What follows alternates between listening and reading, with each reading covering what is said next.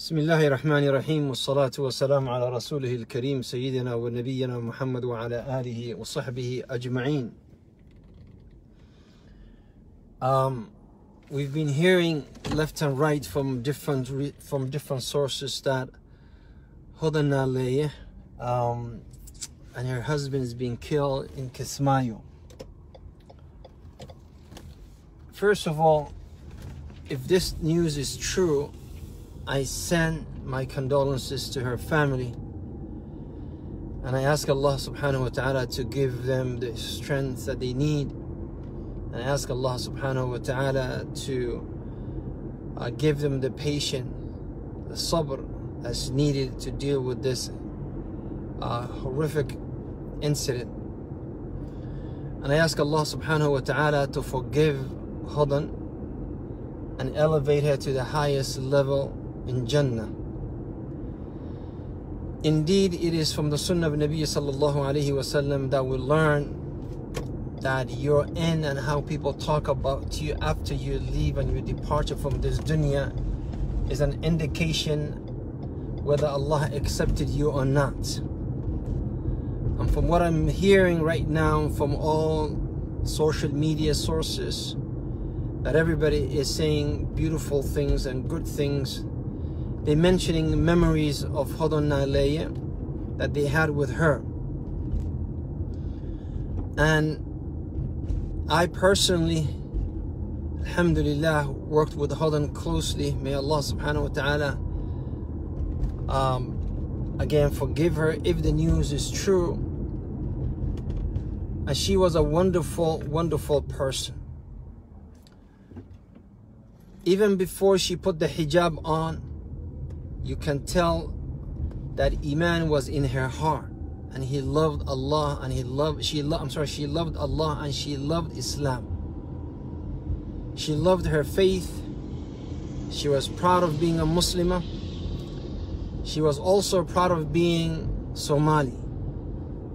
She was very proud, and she wanted to do something for her people, for her faith, for her deen, for her community, and for herself. And I ask these people who are doing this, killing innocent people, killing the best of us.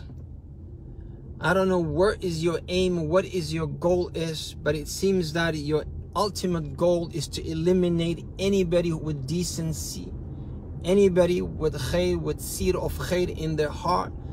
Your purpose is to eliminate anyone who wants to do something for our country, for our religion, for our people. It seems that your ultimate goal is to go after those who have the intention and the potential of doing something for us.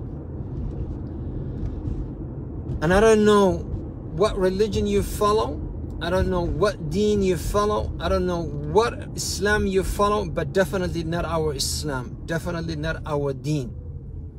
Not the deen of Muhammad sallallahu alaihi wasallam, not the deen of Abu Bakr and Umar and Uthman and Ali, not the deen of Ahl al-Madhahib, Abu Hanifa, Malik, Shafi'i and Ahmad, not the deen of the ulama of our time. I don't know what deen you follow, whose deen you follow. But I know one thing. Allah subhanahu wa ta'ala will not waste her effort and the effort of people who did a similar work for the ummah. You people kill Ibrahim Adawi, a man who left with 2 PhD, left the United States of America so he can benefit his people. And when he was going, and it hurts me every time I remember this, when he was going, and I was in Maryland at that time, I say, Dr. Ibrahim, you have 2 PhDs in education. You can make the most money that anybody can make in the West. You can be a professor in one of these universities. You can do so much for yourself and for your family right here in Virginia and in Maryland. And you know what he told me? Siciid, I want to do something for my people. I want to help my people. And what did you do? with the first batch of students, with the first group who would graduate, they kill him on the spot. They kill him on that day. And today, I don't know where are you going with this. I don't know what religion or even madhab or even ideology you follow, going after innocent people, killing innocent people. Somalia, I don't know where you're going with this. I really don't know. As though we don't have enough enemies. As though we don't have enough enemies from outside. Now, we're going after the best of us. For what purpose? Only Allah knows. But I will say to these young men and women who may get involved with this nonsense and this stupidity, Allah subhanahu wa ta'ala does not allow innocent people to be killed. Allah does not allow properties to be destroyed. Allah does not allow, you know, someone like Ibrahim Adawi, someone like Hodan to be killed in that way or any other way, because Islamically is incorrect. I don't know what the heck's wrong with you guys. Remember, anybody who kills a Muslim, a mu'min, anybody who kills a believer, you will not smell the fragrance of Jannah. You will not go to Jannah. There is no paradise for you. I guarantee you, because Quran does not lie. The Sunnah of the Prophet, the authentic Sunnah, does not lie. And I don't know what these people telling you, and I don't know how anybody could brainwash you to kill innocent person, but the only way they can do is if you are ignorant of your deen, which I think you are. So once again, my condolences to the family if the news is true. And it hurts me and saddens me to see such a person departure from this dunya and leave children and family members to cry for her. You know, the saddest thing is that her children, if they still around, they will miss her dearly. And you idiots who did this, do you know how much you would impact those innocent children who may misunderstood Islam because of you and would say Islam took our mother away from us? Do you know how much damage you will be causing to those children? You know how much damage you will cause to their faith? She left everything behind. She left the glamours of this dunya. Toronto is where everything is. And she said, I want to spread, you know, I'm going back home. I want to live like a Muslim. I want to, and this is what you do. This is how you reward a person who came, left the dunya behind for the sake of her deen and for her self. May Allah have mercy on those children. And may Allah have mercy on those children, not only her children, but all these children that you misleading them. In her, in this situation, I sincerely believe she's in a better place. Insha'Allah, as'alullah an yaj'alha min ahl al-jannah, to make her from the people of paradise. Because all of you, all of the people that is being on the social media, you said nothing but positive things about her.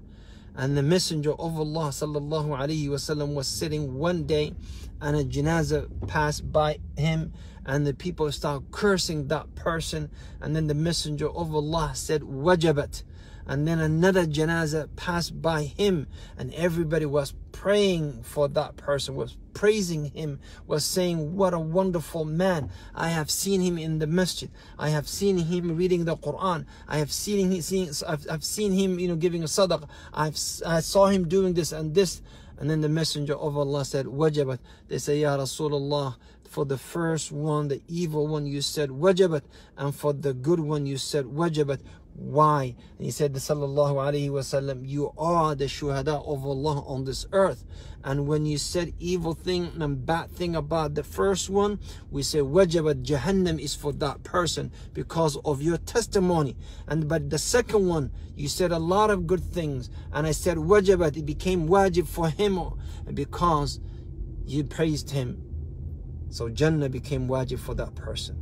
And I will say to all of you who have been praising her, I guarantee you, wajabat. You said wajabat, and it would be wajabat bi-idnillahi subhanahu wa ta'ala. Wajabat.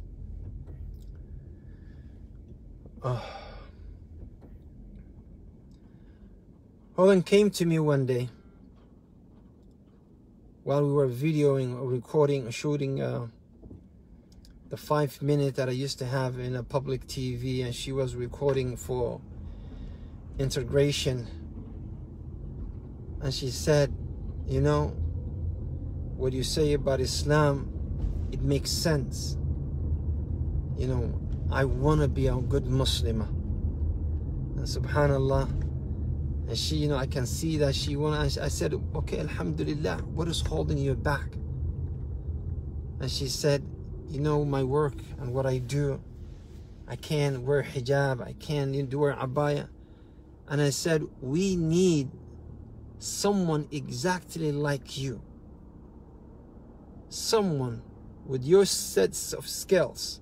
Someone exactly like you. Have the skills of you know, we need someone like you to tell the world what Islam and Muslims are. Put the hijab on, put the abaya on, come on TV and let everybody see that you can be a good Muslimah, yet as capable as anyone else. You know, I'm happy that I have sisters on the media, on social media, you know, mashallah, their names are Muslim, and I'm proud of them for what they hold by, for holding on to their deen. But I was more proud of what Hodan did when she put the hijab on and put the abaya on, and she came out and she said, this is who I am. She may not be the alima that you want her to be.